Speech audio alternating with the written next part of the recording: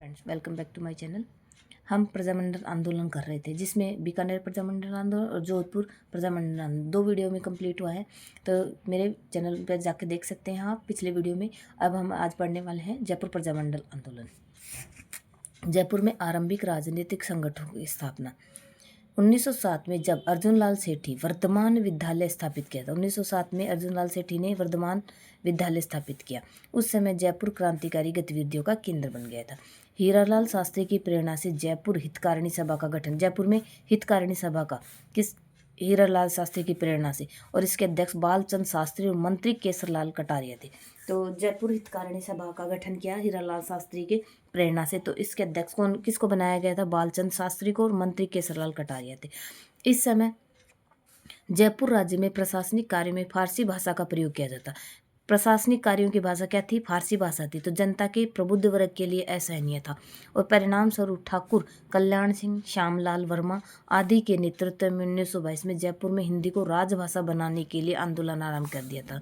तो हिंदी को राजभाषा बनाने के लिए जयपुर में आंदोलन किसके नेतृत्व में किया गया था? तो ठाकुर कल्याण सिंह, श्यामलाल वर्मा आदि के नेतृत्व 1922 में जयपुर की भाषा कामकाज की प्रशासनिक कामकाज की भाषा थी फारसी।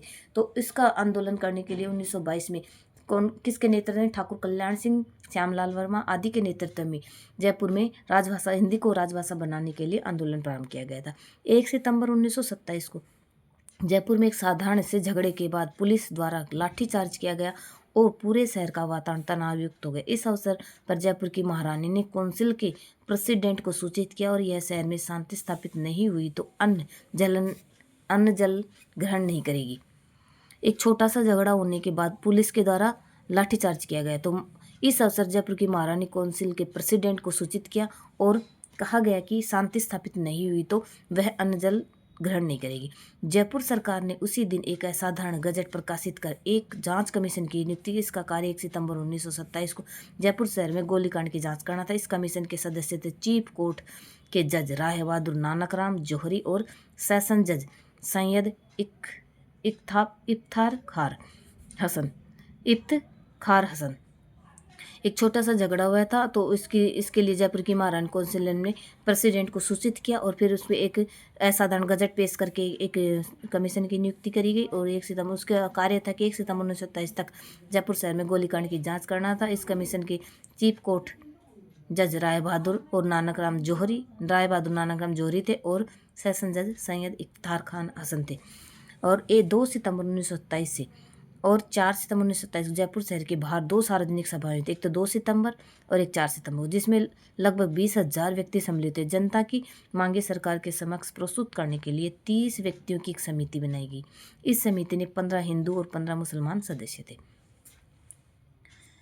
सरकार के आश्वासन पर 5 दिन की हड़ताल समाप्त कर दी गई, और अगले वर्ष जब 3 अगस्त 1928 को वायसराय जयपुर आए तो जनता की ओर से उन्हें खुला पत्र दिया गया, और 5 अप्रैल 1931 को जयपुर नगर में मोतीलाल दिवस मनाया गया। तो मोतीलाल दिवस का संबंध किस प्रजामंडल आंदोलन से? तो जयपुर प्रजामंडल आंदोलन से। और ये कब मनाया गया था? तो 5 अप्रैल 1931 को।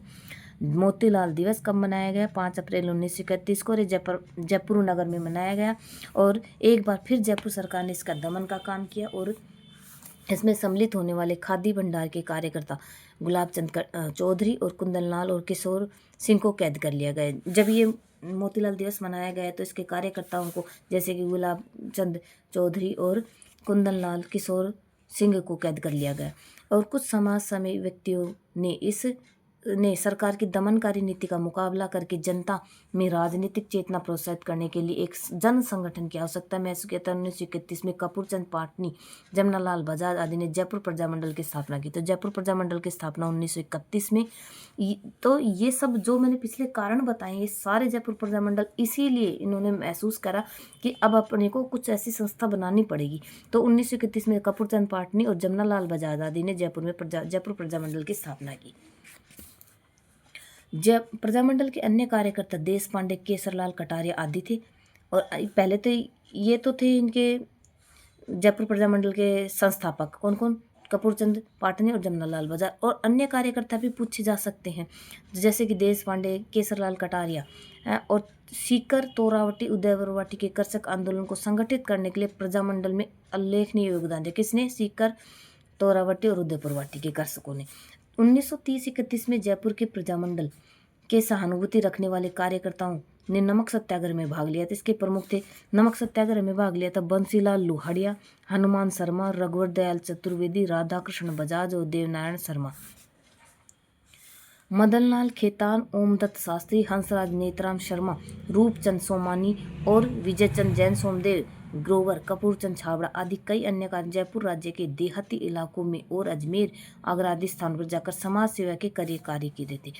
अपनी स्थापना के 5 वर्षों तक जयपुर प्रजामंडल निष्क्रिय बना रहा। इसकी संपूर्ण गतिविधि खाद्य उत्पादन तक सीमित रही है। राजस्थान का पहला प्रजामंडल, राजस्थान का तो पहला प्रजामंडल कौन सा था? जयपुर प्रजामंडल। तो सन 1936-37 में सेठ जमनालाल बजाज की प्रेरणा से जयपुर राज्य प्रजामंडल का पुनर्गठन किया गया। जयपुर राज्य का प्रजामंडल का पुनर्गठन 1936-37 में किया सेठ जमनालाल बजाज की प्रेरणा से। जयपुर के एडवोकेट चिरंजीव लाल मिश्र प्रजामंडल के अध्यक्ष। तो पुनर्गठन के समय पुनर्गठन किया गया, तो उसके बाद उसके ये चिरंजीव लाल मिश्रा तो उसके अध्यक्ष बन गए और हीरालाल शास्त्री महामंत्री और कपूरचंद पाटनी संयुक्त मंत्री बनाए गए। तो हमें ये सब बातें ध्यान रखनी होगी।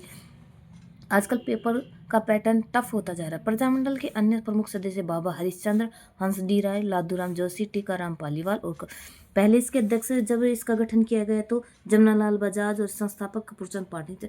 ये सुस्त था 5 सालों तक, 5-6 साल। तो 36-37 में इसका पुनर्गठन किया गया। जमनालाल बजाज के प्रयास थे, तो इसके अध्यक्ष चिरंजीव लाल मिश्र को बनाया गया और हीरालाल शास्त्री महामंत्री बने और कपूरचंद पाटनी संयुक्त मंत्री बनाए गए।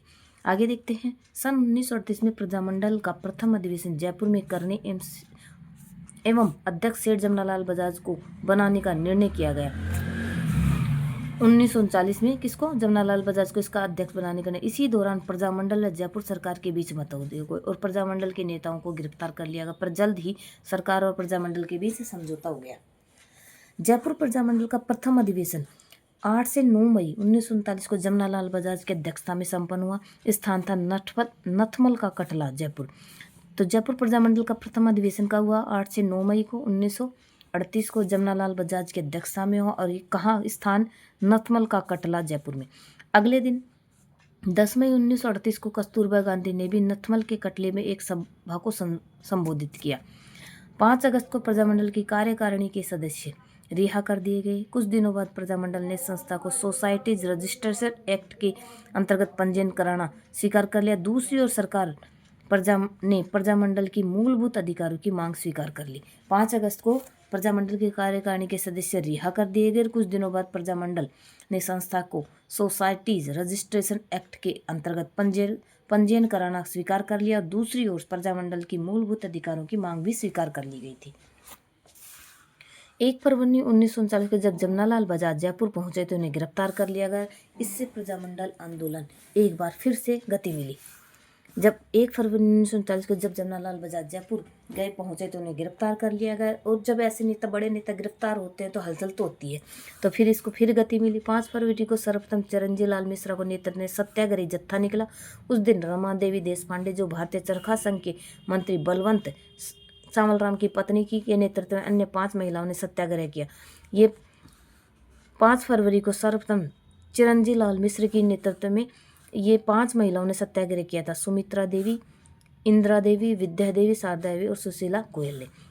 जयपुर सत्याग्रह काउंसिल के संयोजक हीरालाल शास्त्री ने 12 मार्च 1939 को जयपुर दिवस मनाने की घोषणा की।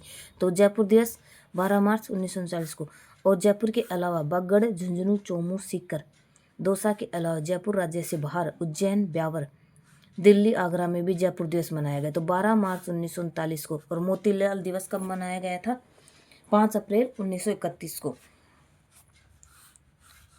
इस अवसर पर दिल्ली में भोला भाई देसाई, सरोजिनी नायडू ने गांधी चौक में जनता को संबोधित किया। तो ऐसे भी पूछा जा सकता है 12 मार्च 1939 जब जयपुर दिवस मनाया जा रहा था तो दिल्ली में भोला भाई देसाई और सरोजिनी नायडू ने किस स्थान पर जनता को संबोधित किया था? तो कहाँ किया था?